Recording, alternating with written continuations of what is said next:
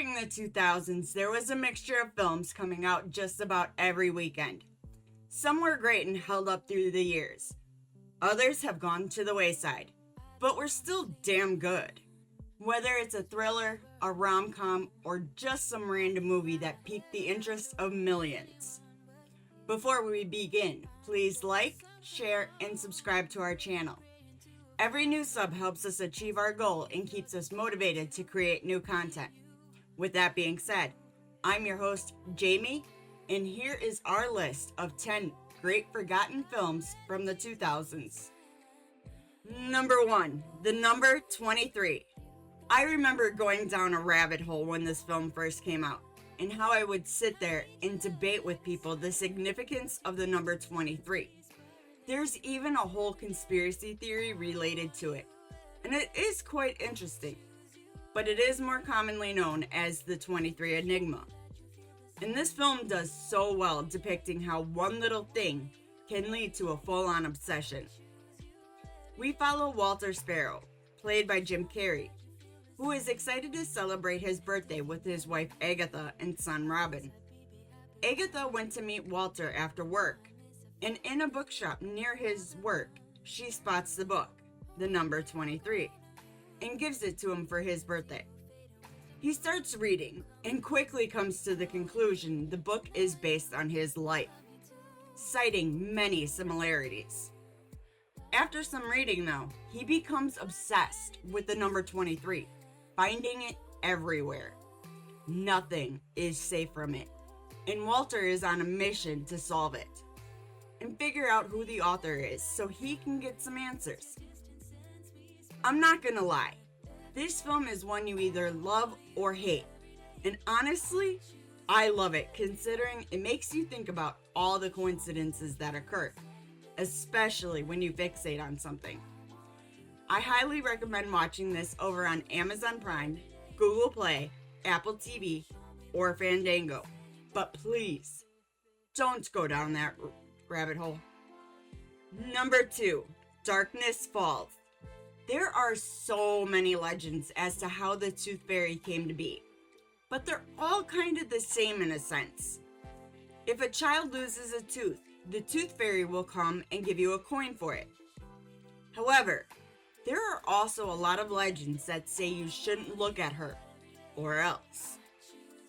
This film follows Kyle, who witnessed his mother being murdered by a vengeful spirit when he was younger.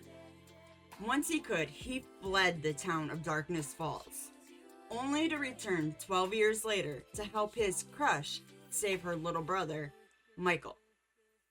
Since Michael is in a hospital when Kyle arrives, Kyle decides to have a conversation with him about what is causing his anxiety.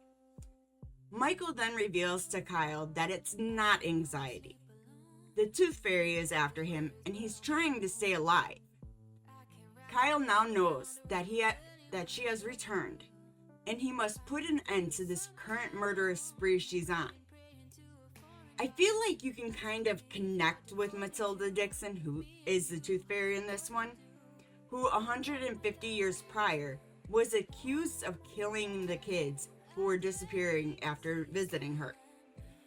She was that sweet lady who would give gold coins to the kids who lost teeth and brought them to her. But the townspeople, riddled with grief from the lost children, took matters into their own hands and brutally murdered her. It's horrible what they did, and now she's out for vengeance. But I recommend taking a trip down memory lane with this one over on Amazon Prime, Apple TV, Fandango, or Google Play. Number 3, Waiting. We're gonna switch it up a bit, because why not? This is an iconic film, and just hilarious. We all knew somebody, or were that somebody, that worked in a restaurant. And then we learned what people do to your food if you're an asshole. We learned quick, don't piss off the wait staff. But Ryan Reynolds and Anna Faris in this one is the perfect pairing. These two in their back and forth arguments, or whatever you want to call them, are perfectly placed throughout the movie and will have you in tears.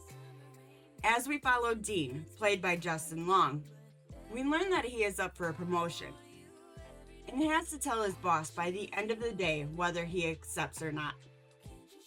Monty, played by Reynolds, takes the new hire on a training extravaganza, teaching this kid all there is to know about the job, and then some.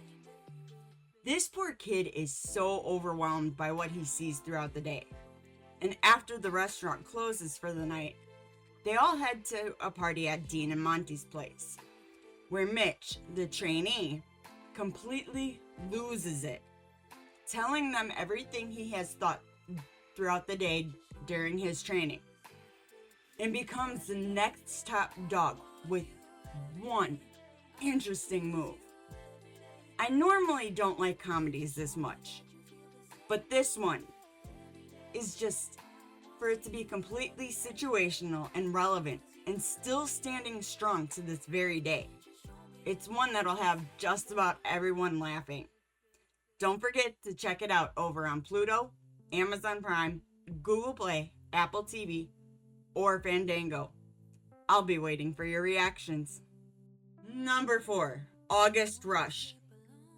Sometimes it's difficult to put as much emotion into one film as this one did and still be good. For one, you have the love that between two people that stands through everything. A one-night stand, distance, life making you move on.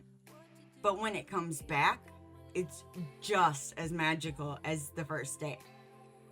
Then you have this kid who is a savant and was put up for adoption, just wanting to find his family, but makes this beautiful rhapsody. In this film, we follow Evan, played by Freddie Highmore, who resides in a home for boys when he decides to run away to New York City to find his parents. Once arriving in New York, he is on the path to discover all kinds of music, eventually ending up at Juilliard. On his way, he meets Wizard, played by Robin Williams, who gives Evan a new name, August Rush. During this adventure, Evan goes on, we learn about his birth parents, Lila, played by Kerry Russell, and Louis, played by Jonathan Rhys-Meyers. Lila is a cellist, and Louis is the lead singer of a band when they have a one-night stand, resulting in Lila getting pregnant. But her dad secretly puts the baby up for adoption. In the present day, she teaches music in Chicago when she learns her baby didn't die in childbirth, and she is ready to find him. Meanwhile, Louis is now a talent agent in San Francisco, and one night gets together with his brothers when he sees an old video of a song he wrote for Lila, and leaves his current fiancée to go find her. I'm sure you can guess how this one ends, but it's so sweet and brings me back to a simpler time. Plus, it is great for a date night, so you can easily watch this over on Google Play, Apple TV, or Fandango. Number 5, 1 Hour Photo. Robin Williams had a versatility that cannot be compared, and the talent he had, the world sure misses him. Critics have even claimed this to be his best role. Even though some of us might disagree with that, he was just amazing here. We follow Cy, a 1 hour photo technician at the local Save Mart, where he claims this is a vital service to the customers. Cy is a lonely kind of guy and socially awkward, but develops an obsession with the Yorkin family. Over the years, he has copied pictures from this family, gotten to know them a little too well, and tries to befriend Nina Yorkin by talking about a book she had bought, but she's unreceptive to it. Her son Jake notices how lonely he is, telling his mom how he feels sorry for his Cy. She doesn't think too much of this, and soon finds out her son was right. Well, one day, the manager at Save Mart notices the discrepancies from what was ordered versus what was paid for, and then how Cy had given items away to the Yorkin family. And Cy is terminated from his position, but allowed to finish out the week. when he learns that Will Yorkin is having an affair, and now it's Sai's job to make sure that Nina doesn't get hurt, but knows the truth. Once all this plays out more, trust me, I was left feeling uneasy. The way Sai is given such life from Robin Williams really gave you that creepy stalker vibe. It will leave you on the edge of your seat, trying to figure out what makes Sai tick. So be grateful for digital copies, and head over to Google Play, Amazon Prime, Fandango, or Apple TV to see this story fully develop. Hey folks, sorry to interrupt, but we just launched our very own merch store at fatninja.shop. We sell everything from t-shirts, hoodies, mugs, and more, so we would greatly appreciate it if you checked it out. All the proceeds go to our future projects, so it helps us make any kind of movies and short films that we want to make in the future. So if you got time, check out fatninja.shop. Thanks again, and back to the video. Number 6, Whatever It Takes. Young me absolutely loved this movie. We have Shane West, James Franco, Jodie Lynn O'Keefe, and Marla Sokoloff. The plot is also one we've seen in many films. Geeky guy wants the popular girl, only to realize he actually loves his best friend. Let's be honest here. There are so many teen films where this is the plot, especially in the early 2000s. And O'Keefe played the perfect original mean girl.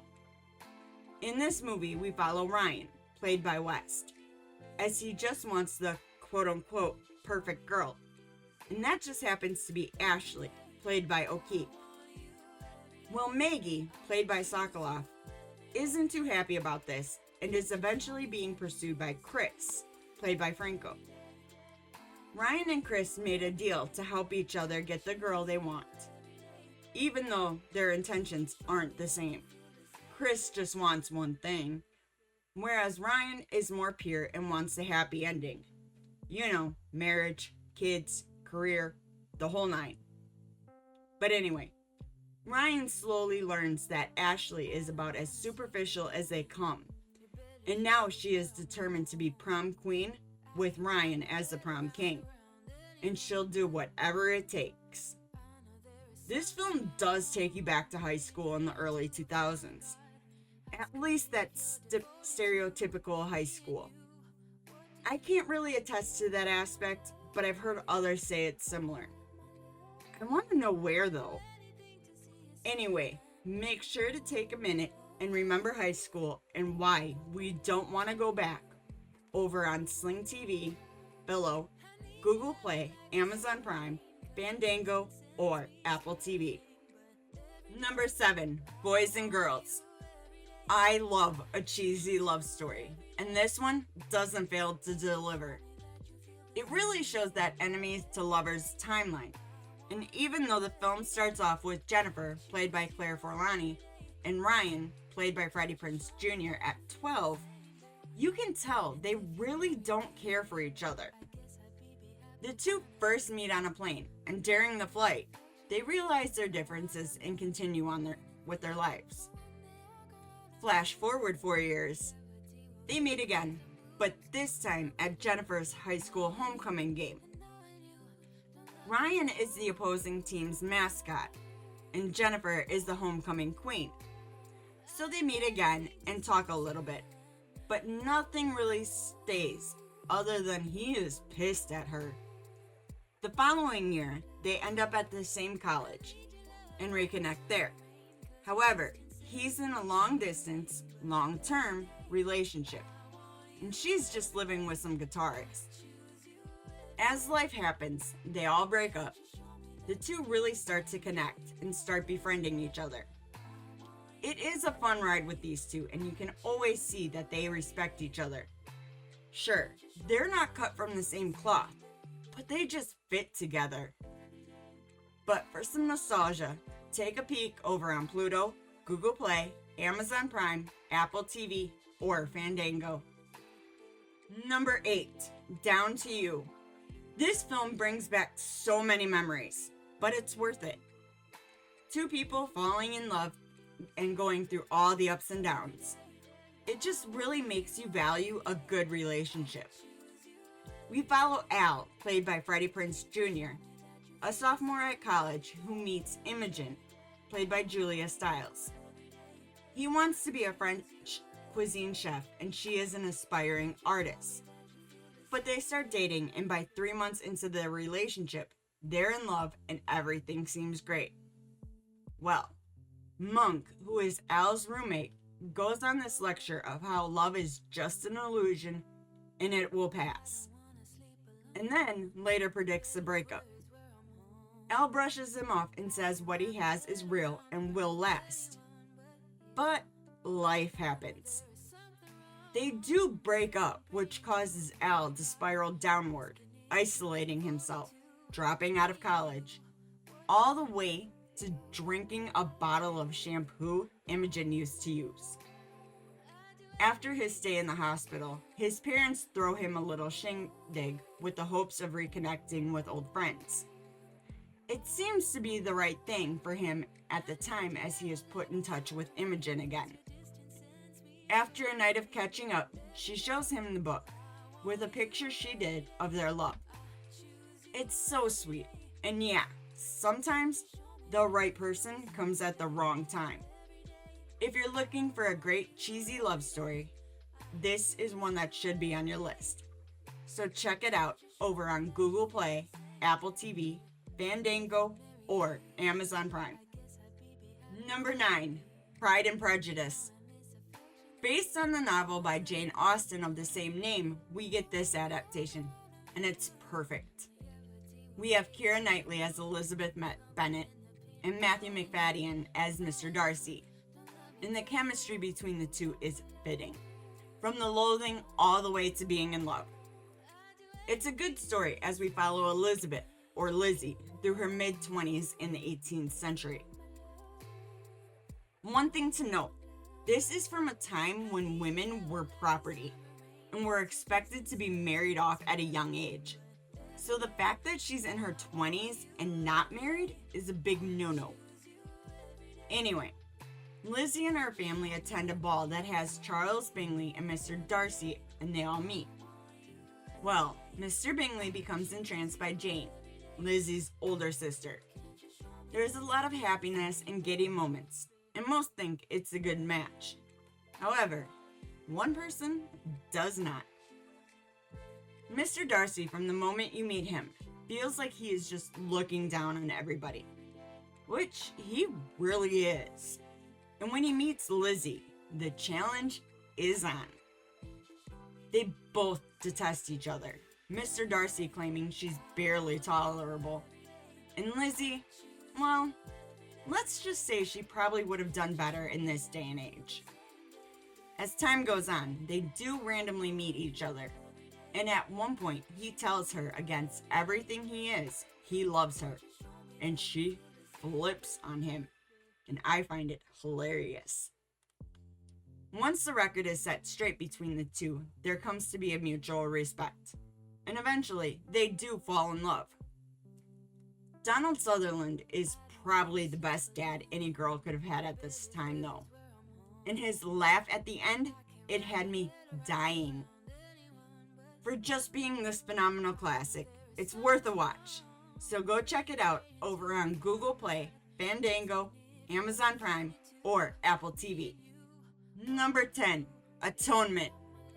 When I first watched this, the ending took me for a surprise, and I was crying to find out what really happened to Cecilia and Robbie. It was so heartbreaking, and to think it ended that way because of a false allegation that was never set right. The film starts off with Bryony Tallis, played by Saoirse Ronan, witnessing her sister Cecilia, played by Keira Knightley, and the housekeeper's son Robbie, played by James McAvoy, in a little tiff. I really wouldn't say argument or fight, but they're both angry when they part, and Bryony kind of misinterprets it. Some time passes, and one night, Robbie and Cecilia end up hooking up in the study, and Bryony sees this. Again, not understanding the situation. Then a new guy comes to visit, and he's just odd, but similar physical traits to Robbie. Paul, the new guy, is clearly disturbed, and it makes me uncomfortable how he behaves to the oldest cousin. One night, the two younger cousins have gone missing, and now they need to find them. And in the woods, Bryony stumbles on her one cousin getting assaulted by a man with dark hair, and she blames Robbie. However, he found the twin boys and was bringing them back unharmed when he is arrested.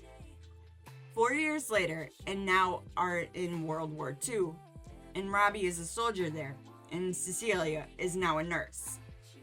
We see how the two are living together at one time, how Bryony realizes who hurt her cousin, how she apologizes, and just the whole thing. So when we get to the real ending and we learn the truth, it's even more deceitful what Bryony did. The horrors Robbie had to go through, the injustices he had to face, and then Cecilia with what she went through. You gotta see this story for yourself over on Fandango, Google Play, Apple TV, or Amazon Prime. It is truly amazing. Thanks for checking out the video. Did we leave any films off the list? Let us know in the comments. If you enjoyed this video, please like, share, and subscribe to our channel. Don't forget to tap that bell icon to stay up to date with our latest releases. You can reach out to us on Twitter or X at StudiosFat, or chat with us on Discord, linked below.